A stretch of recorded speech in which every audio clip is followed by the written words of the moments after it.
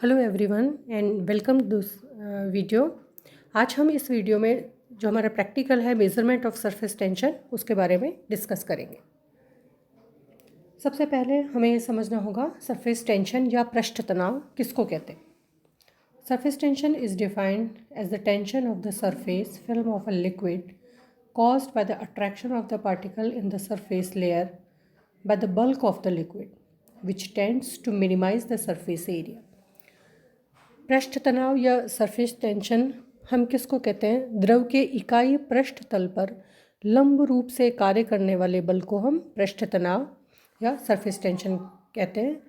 Surface tension में दरअसल क्या होता है कि मान लीजिए हम इमेजिन करें एक बीकर में पानी भरा हुआ है, तो जो बीकर में पानी के जो मॉलिक्यूल्स हैं उनमें आपस में अंतरा आणविक आकर्षण बल लगेगा और ये अंतर आणविक आकर्षण बल चारों तरफ लगेगा। जैसे मान लीजिए हम ये देखेंगे बीकर के बीच में अगर कोई जल का अणु है तो उस पर हर तरफ से बल लगेगा, तो जो टोटल उसका रिजल्टेंट फोर्स होगा वो ज़ीरो हो जाएगा। लेकिन जो सरफेस के ऊपर है, जो ऊपर के सतह के ऊपर जो अणु हैं, उन अणुओं के ऊपर कोई भी जल का अणु नहीं है, लेकिन उसके नीचे सारे जल के अणु हैं, तो वो जल के अणु क्या करेंगे, उसको नीचे की तरफ आकर्षित करेंगे और उसकी जो सतह होगी उस सतह के ऊपर एक तनाव उत्पन्न हो जाएगा जिसको हम क्या बोलते हैं? पृष्ठ तनाव। अब इस पृष्ठ तनाव की वजह से क्या होगा कि जो लिक्विड है वो अपने सरफेस एरिया को कम करने की कोशिश करेगा। It is due to the phenomena of surface tension that the drops of the water tend to assume a spherical shape to attain minimum surface area. अब पृष्ठ तनाव जो होता है वो इकाई तल में लंबवत बल लगता है, मतलब नीचे की तरफ ये बल लगता है, तो उससे क्या हो जाएगा, कोई भी चीज़ सिकुड़ने की कोशिश करेगी, कोई भी जो लिक्विड होगा वो सिकुड़ने की कोशिश करेगा, अपना पृष्ठ तनाव कम करने की कोशिश करेगा। और इसी वजह से जो बारिश की बूंदें होती हैं वो गोलाकार स्फेरिकल शेप में होती है, क्योंकि उनका पृष्ठ का जो क्षेत्रफल है वो इस रूप में कम हो जाता है। ये यहाँ पे आपको ड्रॉपलेट्स दिख रही हैं। सरफेस टेंशन की वजह से क्या होगा कि ये स्फेरिकल शेप में होंगी। अब कौन कौन से फैक्टर्स हैं जो कि सरफेस टेंशन या पृष्ठ तनाव को प्रभावित करते हैं? इससे रिलेटेड क्वेश्चन आपका जब प्रैक्टिकल एग्ज़ाम होगा तो जो वाइवा क्वेश्चंस पूछे जाते हैं उसमें इस तरीके के क्वेश्चन पूछे जाते हैं। पृष्ठ तनाव किस किस पर निर्भर करता है? ये तापमान पर निर्भर करता है, सॉल्यूट की कंसंट्रेशन पर निर्भर करता है, मतलब विलय की सांद्रता पर निर्भर करता है, इंटरमॉलिक्यूलर फोर्सेस के ऊपर निर्भर करता है, अंतर आणविक बलों पे, और हाइड्रोजन बॉन्डिंग पे। तो जो सरफेस टेंशन होता है वो वास्तव में क्या है, अंतरा आणविक बलों की वजह से है। तो अंतरा आणविक बल जितने ज़्यादा होंगे पृष्ठ तनाव उतना ही ज़्यादा होगा, और अगर अंतरा आणविक बल कमज़ोर हो जाएंगे तो पृष्ठ तनाव भी कम हो जाएगा। तो इससे क्या हो जाएगा, ताप बढ़ाने पर क्या होगा, ताप बढ़ाने पर द्रव अणुओं की गतिज ऊर्जा में वृद्धि हो जाती है, जिससे अंतरा आणविक आकर्षणों की तीव्रता भी कम हो जाएगी और उससे पृष्ठ तनाव भी कम हो जाएगा। इसके अलावा किसी भी द्रव का पृष्ठ तनाव उस द्रव की प्रकृति पर निर्भर करता है।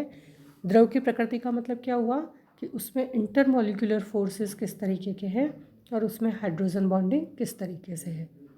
कंसंट्रेशन से क्या फ़र्क पड़ेगा, कंसंट्रेशन अगर ज़्यादा होगी तो अंतराण्विक बल ज़्यादा होंगे।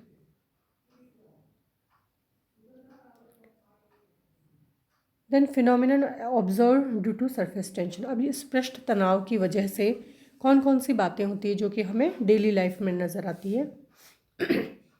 Excess pressure in a soap bubble, जो साबुन का बुलबुला होता है उसमें एक्सेस प्रेशर होता है इसी सरफेस टेंशन की वजह से। फॉर्मेशन ऑफ स्फेरिकल ड्रॉपलेट्स, बारिश की बूंदें अभी अपन ने बताया कि वो गोलाकार क्यों होती है, पृष्ठ तनाव की वजह से। कैपिलरिटी, जो कैपिलरी एक्शन या केशिका नली सिद्धांत होता है हमारा, जिसकी वजह से जड़ों में पानी ऊपर चढ़ता है, वो सारा किसकी वजह होता है, पृष्ठ तनाव की वजह से। Waiting and non waiting properties of certain liquids, और कुछ जो द्रव होते हैं जिनकी नॉन वेटिंग प्रॉपर्टीज़ होती है वो भी इस पृष्ठ तनाव की वजह से ही होती है। अब पृष्ठ तनाव को हम किस तरीके से मेज़र कर सकते हैं, उसका है drop analysis method. Drop volume method, जो कि हम स्टैल्गमोमीटर की सहायता से मेज़र करते हैं अपने लैब में। This method was first described by Tate in 1864, who formed an equation which is known as the Tate's law. इसमें हमने ये पृष्ठ तनाव से रिलेटेड इक्वेशन दे रखी है, जहाँ पर W ड्रॉप का वेट है, R is the capillary radius and gamma is the surface tension of the liquid. अब यहाँ पर हमको स्टैल्गमोमीटर का देखिए ये वाला डायग्राम दिखाया है, इससे हमें लैब में ये एक्सपेरिमेंट करना होता है। हमारा एक्सपेरिमेंट क्या होता है, दिए हुए द्रव का बिंदु मापी या स्टैल्गमोमीटर की सहायता से आपेक्षिक पृष्ठ तनाव ज्ञात करना, मतलब रिलेटिव सरफेस टेंशन निकालना है। रिलेटिव सरफेस टेंशन का मतलब क्या हुआ कि किसी दूसरे लिक्विड की तुलना में हमें उसका सरफेस टेंशन निकालना होगा। तो हम जो रेफरेंस लेते हैं वो हम क्या लेते हैं, पानी का लेते हैं। तो हम सबसे पहले इस एक्सपेरिमेंट को किस तरीके से करते हैं, सबसे पहले हम अपना जो ये स्टैल्गमोमीटर या बिंदु मापी है, ये वाला जो आपको दिखाया है, इसको हम सबसे पहले क्रोमिक एसिड से अच्छे से वॉश कर लेते हैं। इसको वॉश करना बहुत ज़्यादा ज़रूरी है, क्योंकि यहाँ पर कहीं से भी ये जो आपको कैपिलरी नज़र आ रही है ये गंदी नहीं होनी चाहिए। तो इसलिए हम लैब में हमेशा क्या यूज़ करते हैं, क्रोमिक एसिड। और क्रोमिक एसिड क्या होता है, ये कंसनट्रेट H2SO4 और सॉलिड K2Cr2O7 को मिला करके हम बनाते हैं वॉश करने के लिए। इसके पहले हम इसको क्रोमिक एसिड से धोएंगे, उसके बाद में हम इसको डिस्टिल वाटर से धोएंगे और फिर हम इसको अच्छे से सुखा लेते हैं।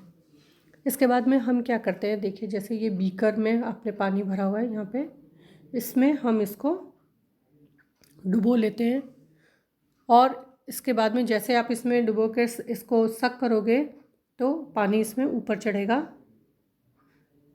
और जो एक पॉइंट तक दिया होता है, जैसे मान लीजिए ए तक हमने इसको ले लिया। इसके बाद में हम क्या करेंगे, इसको एक पर्टिकुलर पॉइंट, जो यहाँ पर एक पॉइंट होता है, वहाँ तक आने के बाद में यहाँ पे हम अपना एक अंगूठा या थंब लगाते हैं, जिससे कि ये गिरेगा नहीं पानी। और जब हमें अपना एक्सपेरिमेंट स्टार्ट करना होता है उस समय हम अपना यहाँ से थंब हटाएंगे तो ये ड्रॉप्स के रूप में यहाँ पे गिरना शुरू हो जाएगा। यहाँ से लेकर के यहाँ तक के जो पॉइंट है, यहाँ तक हमें इसको खाली करना होता है और उस खाली होने में जो यहाँ पे बूंदें गिर रही है, नंबर ऑफ़ ड्रॉप्स हमको काउंट करती है। फिर एक वाटर के साथ हम 3 रीडिंग लेंगे जिससे हम इनका एवरेज निकाल सकें। पानी को वापस गिराएंगे, फिर दोबारा हम बीकर में पानी लेंगे, यहाँ तक पानी को फिल करेंगे। फिल करके यहाँ पर हम ऊपर के तरफ अपने एक थंब लगा लेंगे जिससे कि ये पानी नीचे नहीं गिरे।